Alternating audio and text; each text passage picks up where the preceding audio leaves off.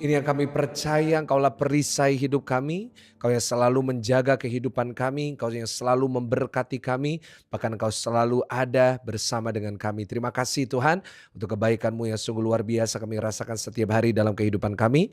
Pakai doa pagi ini untuk menjadi berkat bagi setiap jemaat Tuhan lewat setiap firman Tuhan yang kami dengarkan dapat mengubah hidup kami, memberkati kami, menjadikan kami pribadi yang lebih berkualitas. Di dalam nama Tuhan Yesus, mari setiap jemaat Tuhan yang percaya dan siap untuk mendengar firman Tuhan, sama-sama dengan saya kita mau katakan, amin, amin, amin, amin, amin. Kita berikan tepuk tangan sorak-sorai yang paling luar biasa buat Tuhan. Puji Tuhan, selamat pagi, shalom Bapak Ibu Saudara semuanya.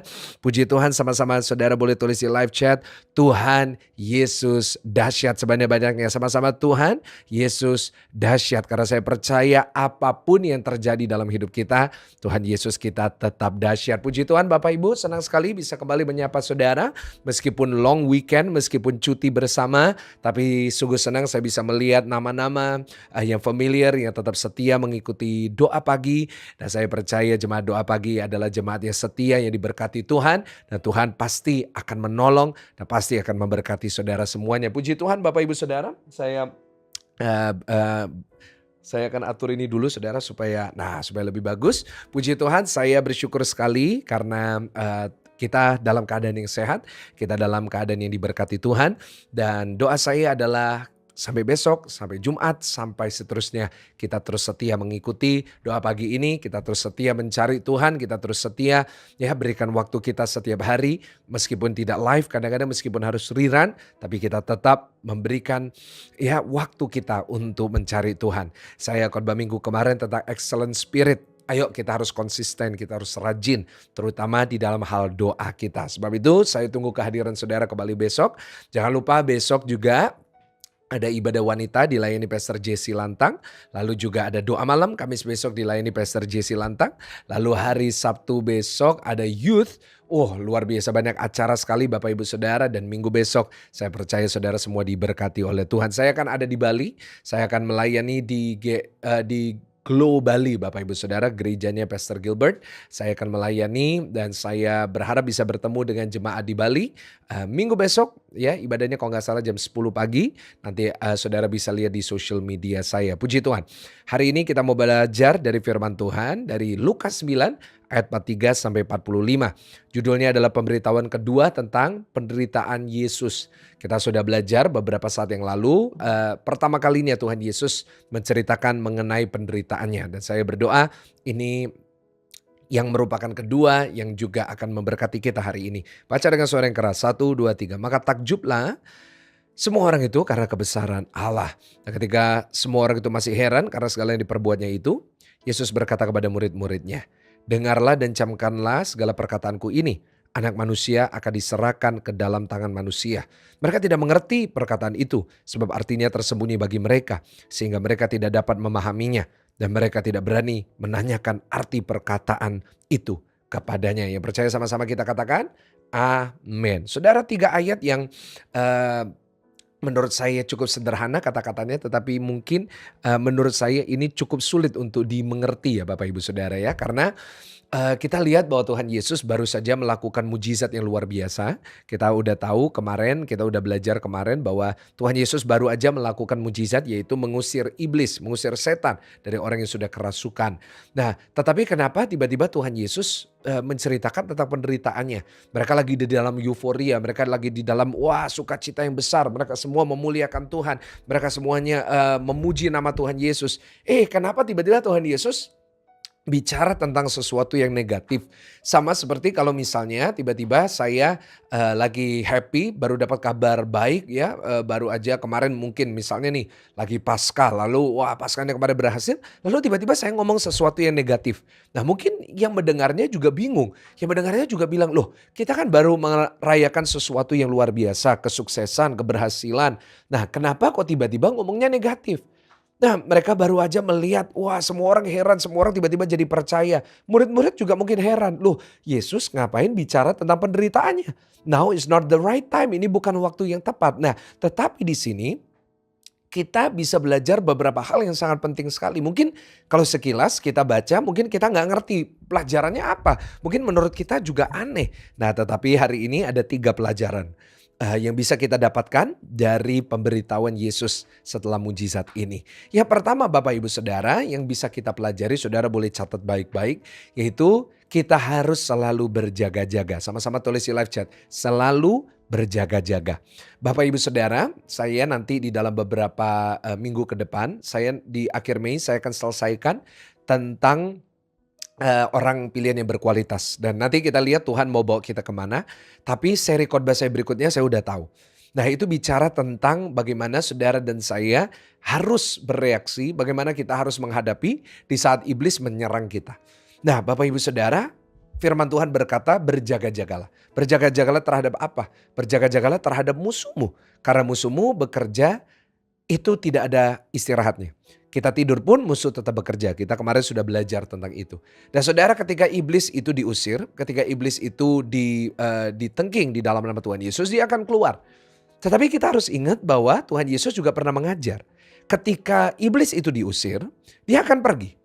Tetapi kalau misalnya nih, orang yang sudah disembuhkan, orang yang benar-benar percaya, orang yang dari dalamnya iblis sudah keluar, dan orang itu jadi kering rohaninya, orang itu gak sungguh-sungguh lagi, nanti iblis bisa balik dan membawa teman-temannya lebih banyak lagi. Nah itu yang saya maksud dengan berjaga-jaga Bapak Ibu. Kadang-kadang kita euforia dengan berkat, kita euforia dengan kenyamanan, kita euforia dengan kemenangan. Kita euforia dengan mujizat yang Tuhan kerjakan. Dan gak ada salahnya kita bersyukur, gak ada salahnya kita merayakan, gak ada salahnya kita kita seneng-seneng, gak ada salahnya. Saya selalu bersyukur ya kalau ada sebuah acara di GSJS yang berhasil, ya saya selalu rayakan bersama dengan tim. Ya saya selalu bersama dengan beberapa teman-teman ya, kita makan bareng-bareng, kita bersyukur untuk apa yang Tuhan kerjakan. Tapi saya selalu bicara kepada tim bahwa kita harus berjaga-jaga. Kenapa? Karena setelah keberhasilan, setelah kemenangan, nah itulah waktunya kita justru harus berjaga-jaga. Kenapa? Karena iblis gak terima. Karena musuh gak terima. Karena musuh yang kita hadapi yaitu iblis, dia gak senang kalau ada yang nyaman. Dia gak senang kalau ada yang sukacita. Dia gak senang kalau ada yang damai. Wah setelah itu justru kita harus makin dekat sama Tuhan.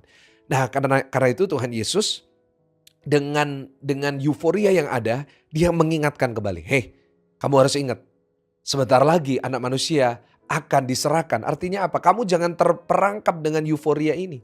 Kamu jangan terperangkap dengan sukacita berlebihan ini. Tapi kamu harus kembali berjaga-jaga. Karena waktunya akan tiba, ada pergumulan berikutnya. Ada tantangan berikutnya. Iblis akan menyerang dengan lebih keras. Iblis akan menyerang dengan lebih kuat. Iblis gak terima Bapak Ibu kalau hari ini kita dapat kemenangan. Iblis itu paling benci kalau kita diberkati. Iblis itu paling benci rumah tangga kita baik-baik saja. Karena itu hati-hati, saya selalu mengingatkan bagi yang mau menikah, ya yang saya mau berkati nikah. Nanti Sabtu besok saya kembali lagi ke Bali mau berkati orang nikah. Saya selalu ingatkan, hati-hati ya. Kalau kamu tuh setelah menikah, kamu harus makin dekat sama Tuhan. Kenapa? Iblis gak seneng ada pernikahan yang kudus yang diberkati Tuhan. Wah tantangannya makin banyak, ya badainya makin besar. Ya kenapa? Karena iblis itu tujuan hidupnya merusak, mencuri, dan mengambil segala hal yang baik dari kehidupan kita. Nah kalau dia lihat, wah ini orang-orang lagi muji Tuhan, orang-orang lagi dekat sama Tuhan. Dia akan pakai segala cara untuk menjatuhkan kita. Sebab itu saya selalu, Bapak Ibu ya, saya itu selalu setelah hari Minggu, setelah puji Tuhan banyak diberkati lewat firman Tuhan. Saya selalu berjaga-jaga, saya selalu doa. Saya selalu hari Senin, saya gak ambil untuk libur berfoya-foya. Saya selalu doa pagi dulu. Saya selalu cari Tuhan dulu. Saya selalu berdiam diri, saya gak merayakan seperti apa. Enggak, tapi saya justru duduk diam di bawah kaki Tuhan, nyembah Tuhan. Cari kehendak Tuhan. Tuhan, aku mau berjaga-jaga. Bapak Ibu Saudara, kita lihat bahwa Tuhan Yesus masuk ke Yerusalem. Ya, kita tahu itu sebagai Minggu Palma, di mana orang-orang Israel, orang-orang Yerusalem mereka memuji Hosana, Hosana. Dan kelihatannya murid-murid juga happy. Kenapa? Karena mereka lihat guru yang mereka ikuti selama ini dipuji oleh banyak orang.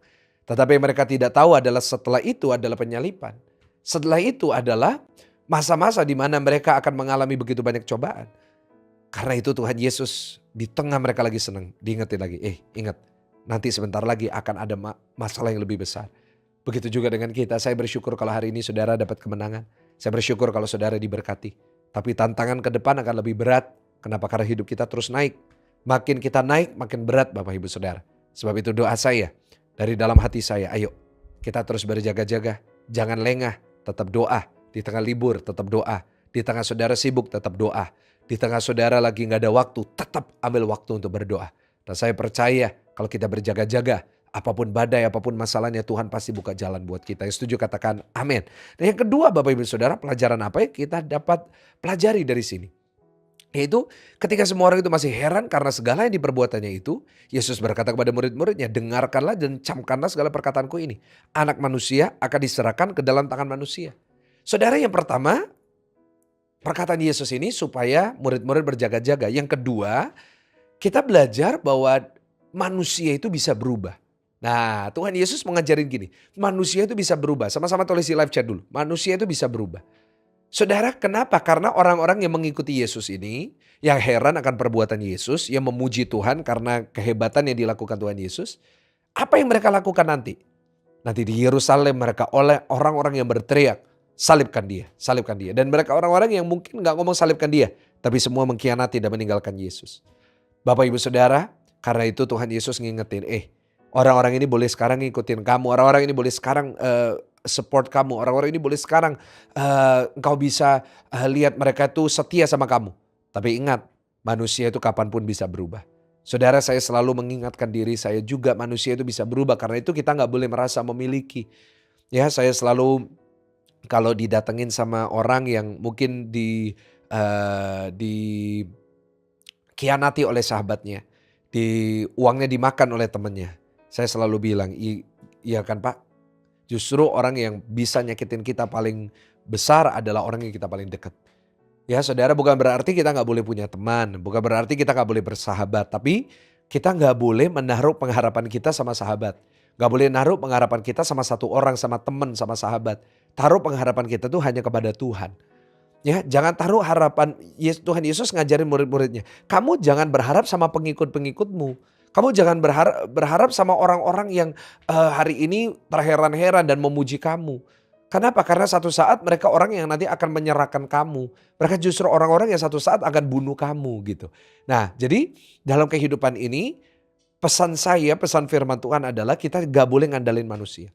Kita gak boleh ngandalin orang-orang di sekitar kita yang kelihatannya hari-hari ini baik sama kita.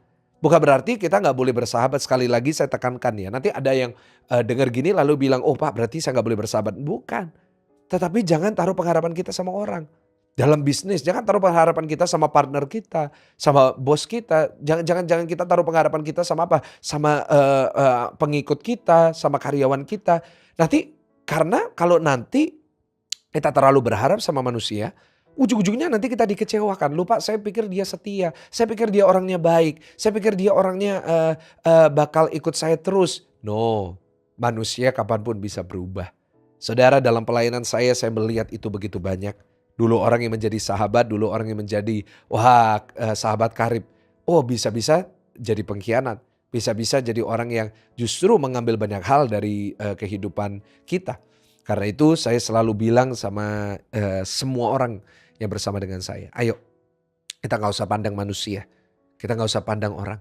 Yang penting kita itu benar di hadapan Tuhan, yang penting kita berharapnya sama Tuhan aja. Ya, jangan berharap sama saya. Saya selalu bilang jangan berharap sama Pastor Michael. Ya, karena saya manusia yang juga bisa mengecewakan. Saya juga manusia yang jujur, saya juga bisa salah. Ya, karena itu ayo kita sadar bahwa manusia bisa berubah, tapi ada satu pribadi yang tidak pernah berubah, namanya Tuhan. Sebab itu ayo saya mengajak setiap saudara, taruh harapan kita penuh hanya kepada Tuhan. Wow, saudara, dari 3 ayat aja kita dapat banyak pelajaran yang sangat luar biasa. Dan yang ketiga Bapak Ibu Saudara, dikatakan mereka tidak mengerti perkataan itu. Sebab artinya tersembunyi bagi mereka. Sehingga mereka tidak dapat memahaminya. Dan mereka tidak berani menanyakan arti perkataan itu kepadanya. Ini salahnya murid-murid. Tuhan Yesus sudah mengajar tapi mereka nggak ngerti dan mereka nggak mau tanya. Ya Bapak Ibu Saudara, dari sini kita belajar. Yang pertama tadi kita udah belajar apa Bapak Ibu? Yang pertama adalah kita harus berjaga-jaga. Ya, kita harus berjaga-jaga bahwa masalah itu bisa datang kapanpun. Yang kedua, kita udah belajar bahwa manusia itu bisa berubah. Dan yang ketiga, yaitu kita belajar bahwa kita harus peka. Sama-sama tulis di live chat, kita harus peka. Ya, kenapa? Karena kalau kita belajar di beberapa pasal berikutnya ini, Tuhan Yesus memang benar diserahkan. Tapi murid-muridnya melarikan diri. Kenapa? Karena mereka nggak peka. Karena mereka dengar, tapi mereka nggak ngerti.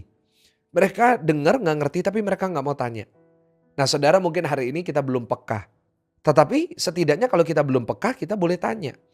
Kalau kita belum peka, kita boleh merenung. Dan kalau kita masih belum ngerti, kita tanya. Akhirnya kita nanti di jalan yang benar. Nah murid-murid ini udah gak peka, gak mau tanya. Akhirnya apa? Mereka kehilangan jalan. Sebab itu hari ini doa saya adalah kita minta kepekaan dari Roh Kudus. Kita minta kepada Tuhan, Tuhan berikan aku sebuah kepekaan. Tuhan berikan kepadaku sebuah hati yang peka akan suara Tuhan. Kenapa? Karena kalau kita peka, seandainya murid-murid ini peka dan mengerti, mereka berjaga-jaga, mereka belajar, apa yang terjadi? Oh, mereka ngadepin salib, mereka nggak takut. Kenapa? Tuhan Yesus sudah kasih tahu kepada mereka. Cuma ketika itu mereka semua surprise, mereka melarikan diri, bahkan ada yang sampai meninggalkan bajunya. Mereka surprise, mereka taken by surprise. Kenapa? Karena mereka lengah. Kenapa? Mereka nggak peka. Kenapa? Mereka nggak ngerti, mereka nggak mau belajar. Sebab itu Bapak Ibu minta kepekaan dari Tuhan. Seandainya kita hari ini masih belum peka, nggak apa-apa. Seandainya kita belum peka, kita boleh datang sama Tuhan dan kita berkata, Tuhan ajar aku. Tuhan aku nggak ngerti, Tuhan aku nggak mampu. Oh saya percaya kalau kita peka, kalau kita menjadi orang yang mau belajar. Ya meskipun belum peka tapi kita mau belajar, nanti kita pasti bisa peka. Dan kita nggak akan pernah menghadapi sesuatu yang melebihi kekuatan kita. Kenapa? Kita udah jaga-jaga dulu. Saudara, belajar dari kesalahan murid-murid. Mereka nggak berjaga-jaga. Mereka adalah orang-orang yang ya berharapnya sama manusia. Dan mereka nggak peka. Hari ini belajar untuk melakukan 3 ini. Kau harus minta sama Tuhan kepekaan itu. Saya selalu minta sama Tuhan, dan puji Tuhan, Tuhan berikan kepada saya. Doa saya hari ini, doa pagi mengingatkan kita dan merubah cara pandang kita. Kita doa sama-sama. Kami bersyukur untuk kebenaran firman Tuhan pagi hari ini. Biar hari ini kami belajar untuk berjaga-jaga. Kami belajar untuk berharap kepada Tuhan. Dan kami mau belajar peka akan suara dan pengajaran Tuhan. Berkati jemaatmu, berkat dari Allah Bapa, Allah Putra, Allah Roh Kudus. Memberkati jemaat Tuhan mulai hari ini sampai selama-lamanya. Haleluya. Yang sudah diberkati Tuhan, sama-sama kita katakan amin. Puji Tuhan Bapak Ibu Saudara, terima kasih sudah ikut doa pagi. Jangan lupa besok pagi kembali ada doa pagi jam 5. Saya percaya saudara semua diberkati oleh Tuhan. God bless you. Selamat beraktivitas, selamat berlibur. God bless you. Haleluya. Amin.